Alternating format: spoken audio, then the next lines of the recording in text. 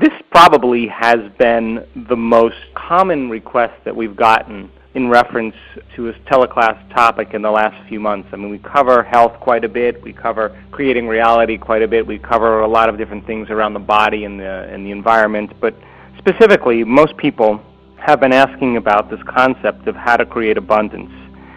And I've always been hesitant talking about this because so many people have so many definitions of abundance.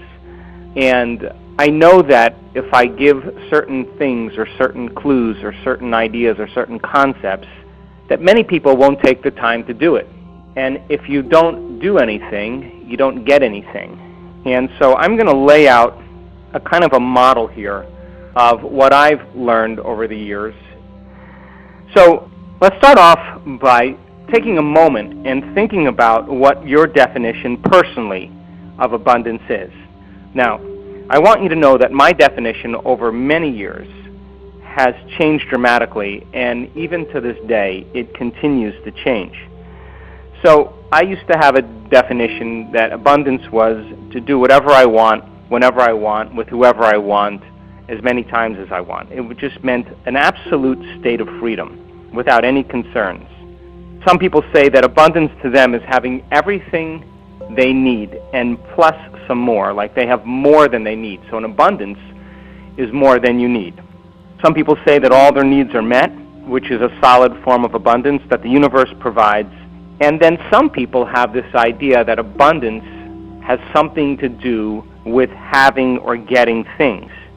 Now, I don't have a problem with any of those things, but I'm going to ask each person that listens to this teleclass or who's live on the teleclass is to come up with a working definition of abundance and take your time at some point in the next couple days and write it out. Once you know what your definition of abundance is, it makes sense, then you can get it. If you don't have a clear definition of abundance, then you're not going to get clear outcomes or solid outcomes. So, number one, get clear on your definition of abundance. Number two, it's so important for you to begin to change your perception of the world. And this is so important because most people's beliefs and perceptions, for those of you who know my work, are based on past experiences. So you have a series of failures, you have a series of incidences or experiences in your life that have you draw conclusions about money, about things, about wealth, and then you feel lack, and then you see people who have it, and then you judge them, and the more you judge them, the more you're separate by polarity from having what you want. But I'm going to ask everybody that if you change the way you look at things, I swear to you, things will change. So let's talk about this, because people think that when they have something, then they are abundant. And that's actually backwards thinking. The world is an abundant, very friendly, very providing, very fruitful place. And if you can change your perception from lack, thinking that you're separate from having what you want, that everything is already here, all you have to do is walk into it or step into it. By changing your perception about of the world or your perception about abundance, you should start to see things change, because our reality is built on our beliefs and our perceptions. So think about this. Do you think that when you have something, then you're abundant? Which means if you don't have something, by very definition, means then you're not abundant. But that's not the definition of abundance. Abundance is that you already have that state of being within you. Now, this is the third thing. If you can define your state of being on a moment-to-moment basis, you will begin to understand that you don't create abundance, you generate abundance. And most people generate lack, most people generate separation, most people generate victimization, most people generate fear, resistance, judgment. That's what they're generating majority of the time. But if you begin to realize that in order for you to create abundance, that you have to generate abundance, you may change the way you think and feel. And if you keep thinking certain thoughts, and you keep feeling certain emotions, the way you think and the way you feel will become who you are. Now, I've always said that thoughts, the electrical charge, and feelings are the magnetic charge. And that combination of thinking and feeling, your state of being, is producing a forecast. You are broadcasting information into the quantum field. So if a person spends 10 minutes of their day generating abundance, and then they spend the remainder of their day feeling like a victim or feeling separate from what they want, then their vibration isn't in alignment with their future. And there has to be a vibrational match between the energy of abundance and that particular reality that you're going to walk into. So there are so many, when we're living by the state of fear or separation or judgments or resistance or victimization or lack or whatever, the problem with this is that we go about creating the world we want in very limited ways. We push, we wish, we try, we force, we control outcomes in our life because that's the only way we think we can get what we want.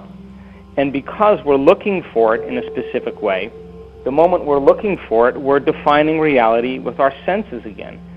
And if we're defining reality with our senses, our view of the world is based on our past, present reality. In other words, people move into a state of abundance and then they start looking to see if their bank account has changed.